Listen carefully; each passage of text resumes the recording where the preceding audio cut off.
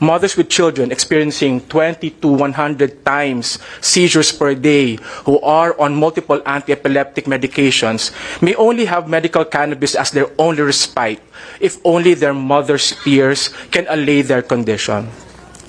Learning cannabis in medical and allied medical education is relegated and perhaps emphasizes legal prohibition and its toxicity, while the medical benefits is overshadowed by the perils of its use and the penalties of jail, or even the fear of being captured when caught with these products. As an educational institution, it is recommended that medical cannabis is a therapeutically available mode of care for important and common conditions, which has been mentioned a while ago, which may be taught without stigma in all institutions of medicine and allied medical education. The CHED promote medical cannabis to be aligned in appropriate medical or allied medical courses. Training centers for medical cannabis, guided and regulated both locally and internationally, promote training for physicians and allied health professionals, even naturopaths and pharmacists and even chiropractors. That further research for common other common conditions be performed using principles of good clinical practice to explore further other possible clinical benefits of medical cannabis.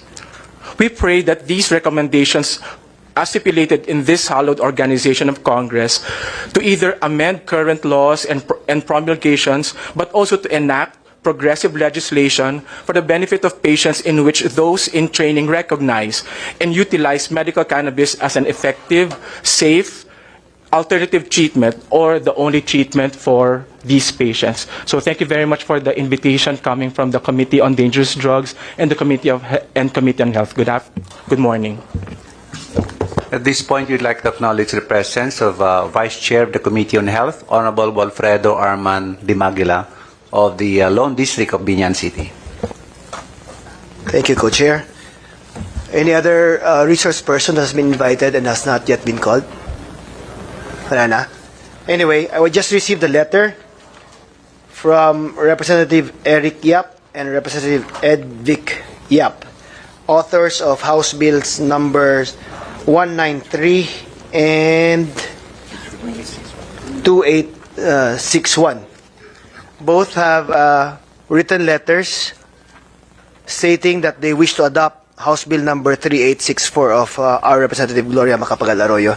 So that limits us to just one more other version, no? Yung kay Benitez na lang. No? Alright. So, any member who has any question on the resource persons or the topics being discussed? Go ahead, Congressman Pimentel.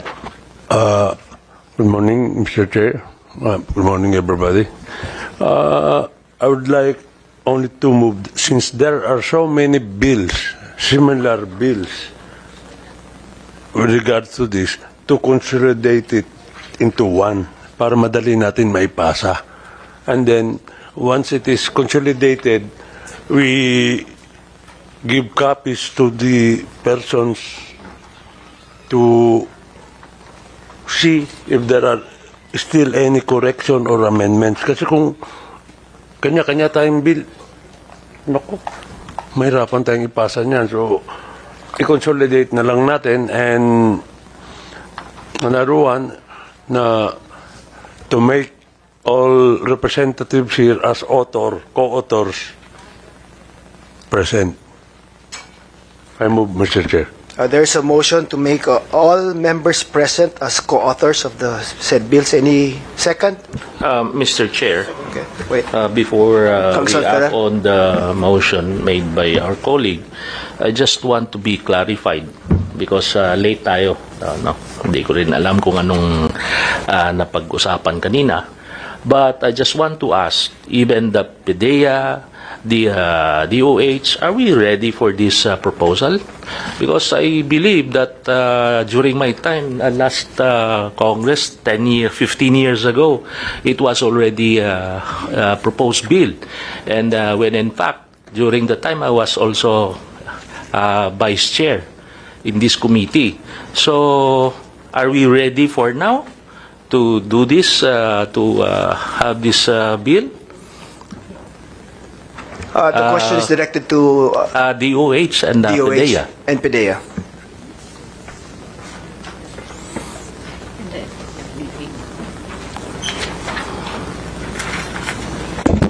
Well, we have reviewed actually this different bills and come up with the commonalities and the differences between these bills. If you're going to ask the Department of Health if we're ready for this, and I think we have to look into the components of each of the bills because some of the components we're supporting as well. And the readiness will going to depend on maybe on the consolidation of the bills to be put in one bill and for us to give more appropriate and better recommendations. And this one, we will consider this part of herbal. Herbal. As of now. Well, When I think we that- extract, you say, cannabis sativa is, plant or a grass, right? well, So, are we ready for that, for extraction or manufacturing for this? And for me, it will not be, what do you call that, abuse in the near future if we approve or something that's part of the PDEA, I mean. But DOH, are we okay for this? Because we are relying on you. Yes, sir.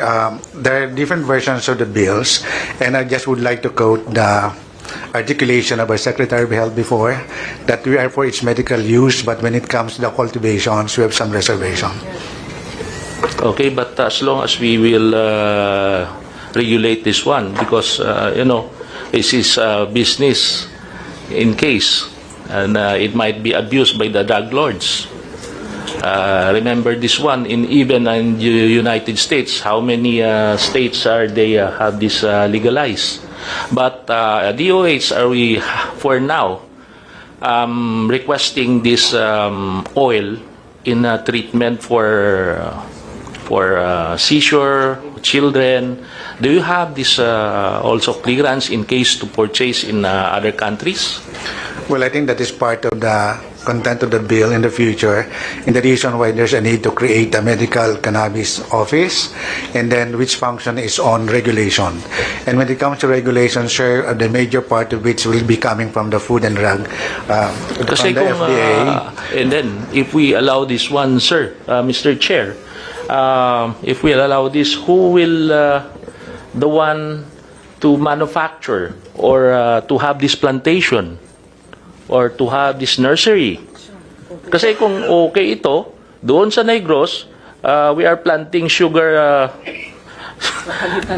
papalitan na lang namin. Mag-cultivate na lang kami ng marijuana. 1 hectare lang siguro, the value of that is 50 hectares of sugar cane. So, well, it involves in business and also economic industry. Tawa si Sir Gumbati, alam niya ng mga kababayan ko rin ito sa PDEA. So, well, and in fact, I agree with this. But my hesitate is, are we ready for now? Are we ready for now? 15 years ago, na-file na to But, well, nag-evolve tayo. And then, well, of course, I will join the proposal of my colleagues. But ito lang yung question ko, and then I can also ask the PDEA. Sir, as for Philippine Drug Enforcement Agency, if this bill will be passed under strict regulatory safeguards, as law enforcement agency, we will implement the law. But as of now, sir, I believe we lack personnel for that. PDEA is only 2,998 all over the Philippines. We need more personnel for that. Thank you, sir. So for now, we are not ready.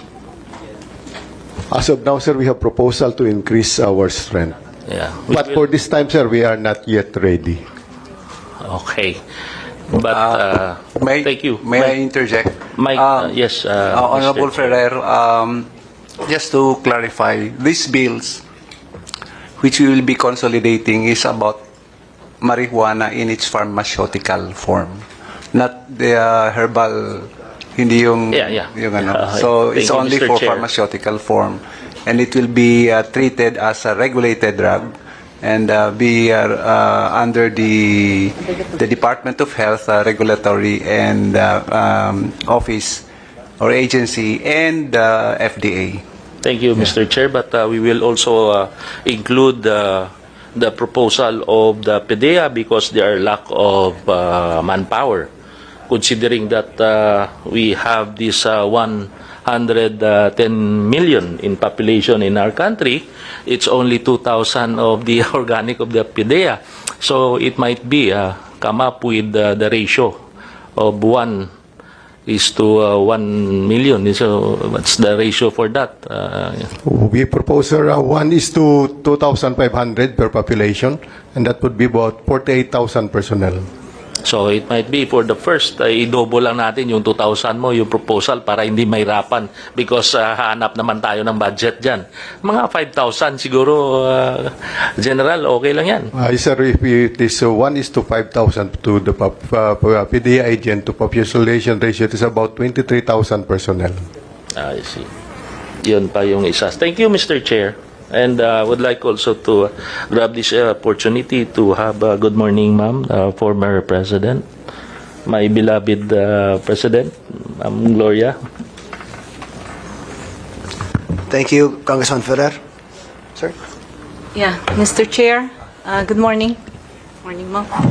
In addition sa sinasabi po ni Kong, yung regulation, of course, sa lahat ng mga position statement kanina, I would appreciate it. But then, yung I'm from Kalinga, and District of Kalinga. We all know that it's from there, yung production of this marijuana. And then sana, doon kasi sa amin, we all know that it will grow. Parang local lang siya, parang damo lang siya sa amin. So, siguro sa PDEA, I know, hindi nyo pa rin nakokontrol hanggang ngayon. And hope, pag sabi ni Ma'am Lynette kanina, na in a pharmaceutical form, tapos yung mga sinabi din kanina na meron na silang, it's already a price, meron na siyang price sa international. But then, hope, sa pag nakapasa na to, na bill, sana mare-regulate ng husto. It should be sa atin ng mga doktor, sana it's a prescription drug na siya, and hope yung, let's say, yung production, sana iisa lang kung saan siya nanggagaling. Para yun lang ang nakokontrol natin. Lahat, ang daming taga sa amin na nasa bilibid hanggang ngayon because of that marijuana drug. Yun lang po, Mr. Chair, and hope sana magtulungan tayo para sa mga pasyente natin. Kaya lang, yung regulation ng drug, ng marijuana, it should be talagang yung PDEA and the justice, and hope yung DOH din, kung ano talaga ang malaking may tutulong sa ating mga pasyente. And that's all. Thank you, Mr. Chair. Mr. Chair, Thank you. Go ahead, sir. I have a standing motion. Yeah, to there's a pending consolidate motion. the bills, and we are not yet passing the bill. I-consolidate muna natin, and then, as I said a while ago, if there are any correction, amendment, o kung may lalagay pa mga restriction, saka natin itakil yan. My only motion is to consolidate and then make it into one, ibalik sa kanila kung ano pa, at saka sa atin lahat, kung ano pa ang mga kailangan baguhin. So again, Mr. Chair. Yes, sir. We will be actually creating another technical working group if Congressman Benitez will not agree to have change his bill to the ones being sponsored by the rest. Because out of the 7 bills right now, we now have 6 similar bills. Same. Isa na lang yung may difference, yung kay Congressman Benitez na lang. So he's made mention that he might consider it. So technically, we might not even have to go to a technical working group anymore if he agrees to it. Any other member?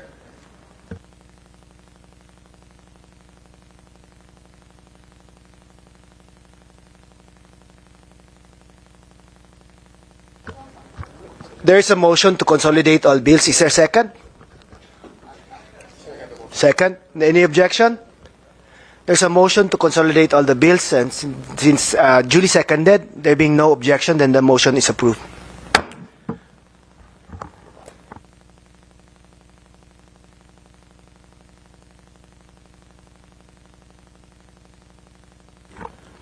There is also another motion to make all members present as co-authors of the said bills. Is there a second? Second. Duly seconded. Is there an objection? There being no objection, all members present shall be included as co-authors of the said bill.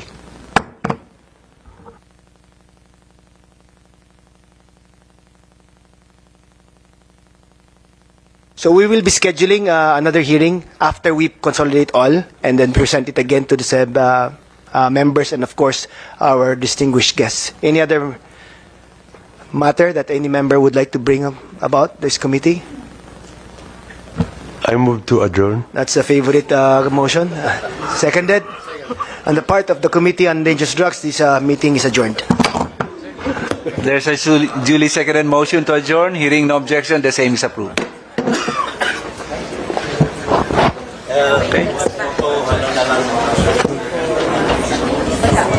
We would like to request our resource persons and our Kongs for a photo opportunity, please. And for those who want to stay for lunch, we are serving lunch in a while. Thank you.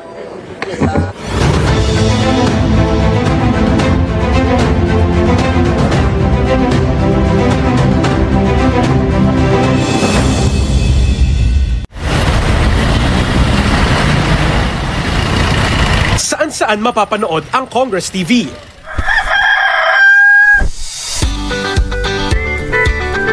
Nasa bahay ka man,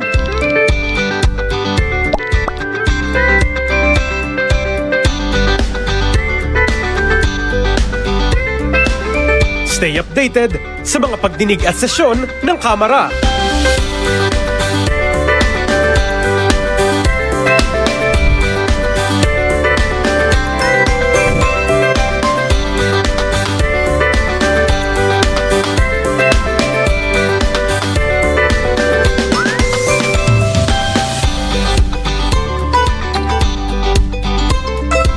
Habang nasa sasakyan,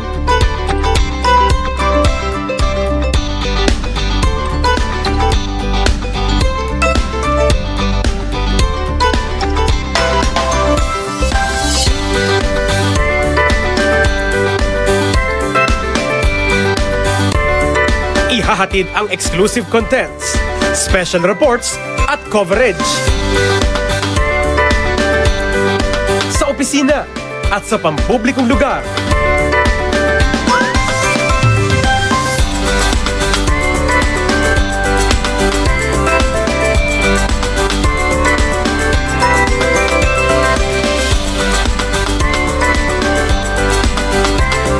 Alamin ang mga pinakabago at pinakakomprehensibong balita.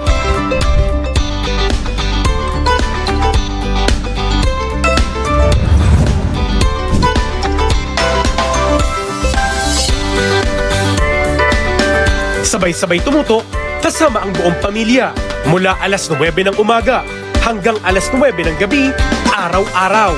Kahit saan pang sulok ng Pilipinas, abot na ang Congress TV.